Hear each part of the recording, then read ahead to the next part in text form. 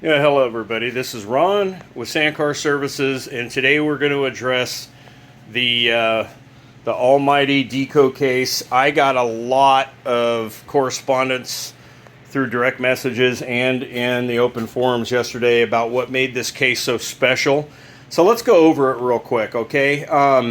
So this is a Deco case.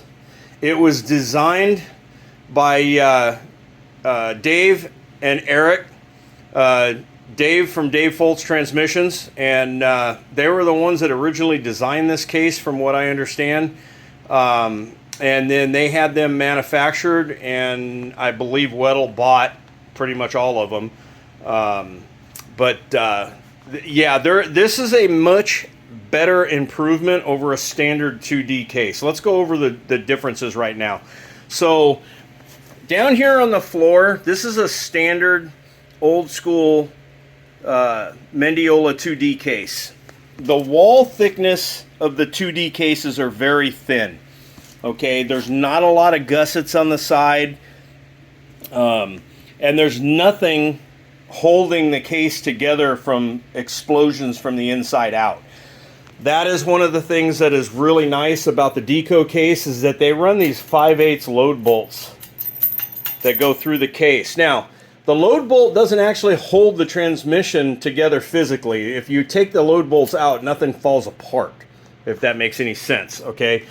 What these bolts are designed to do is keep tension on the case so that when and if the heavy shock load to the transmission comes, or heavy horsepower torque combos come, the load bolt, which comes through here and basically sits right on the back of your ring gear, when that starts to get pressure on it, those bolts actually keep this case together to the best of their ability. Now, nothing is bulletproof. This does not make this transmission as strong as an S4, but then we can talk about all the S4 cracked cases that have happened too. So but as far as the 2D is concerned, way stronger. So the case itself, some of the improvements that they made on this from a 2D to a Deco case is, this case is a lot heavier. It has way more aluminum in it than the old cases have.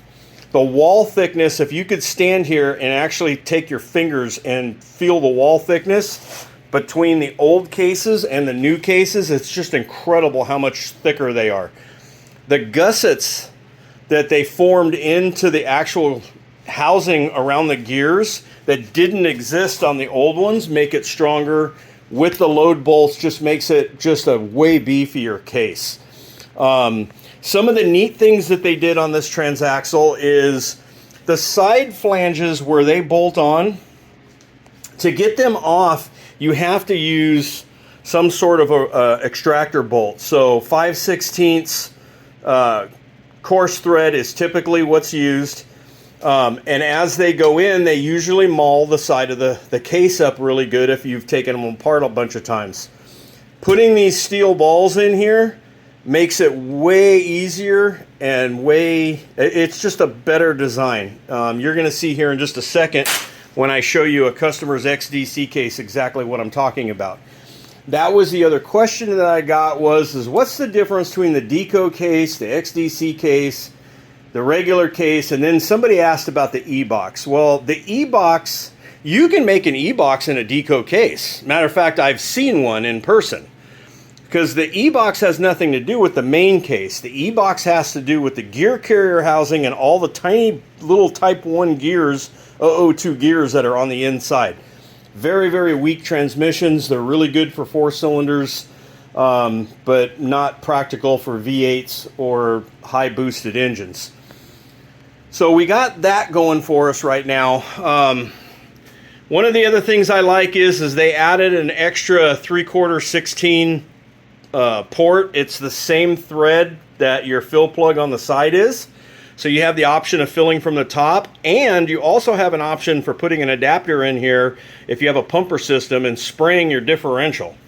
They did not make it easy if you want to drill your case and spray your gears, because you can still do it, but because they put gussets, you're relegated to 3 different spots to be able to drill and tap for a sprayer.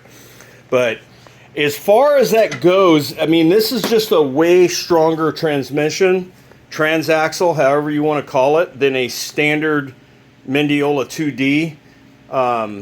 Now let's go talk about some of the other stuff real quick. So right here, I just happen to have an XDC that's in here for repair, refresh. Now this case is good also, but one of the reasons why I don't put it at the level as the Deco case is because although it's got a very, very thick aluminum housing, and it is definitely stronger, it does not have the load bolts. Doesn't even have provisions for them.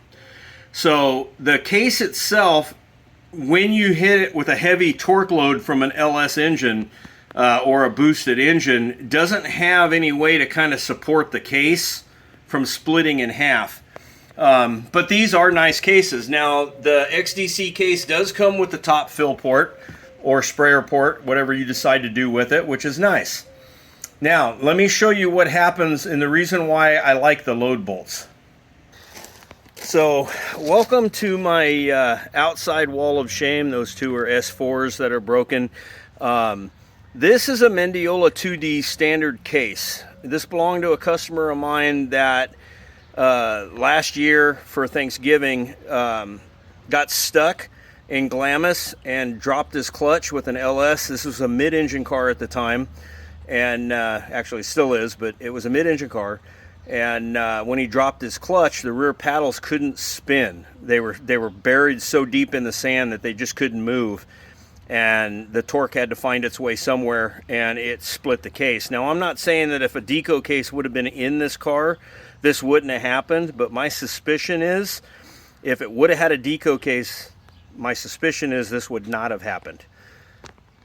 So I want to thank everybody for watching. This is Ron with Sandcar Services, and if you have any more questions or something that I missed or skipped, please feel free to DM me and I'll try to get to them. Thanks for watching.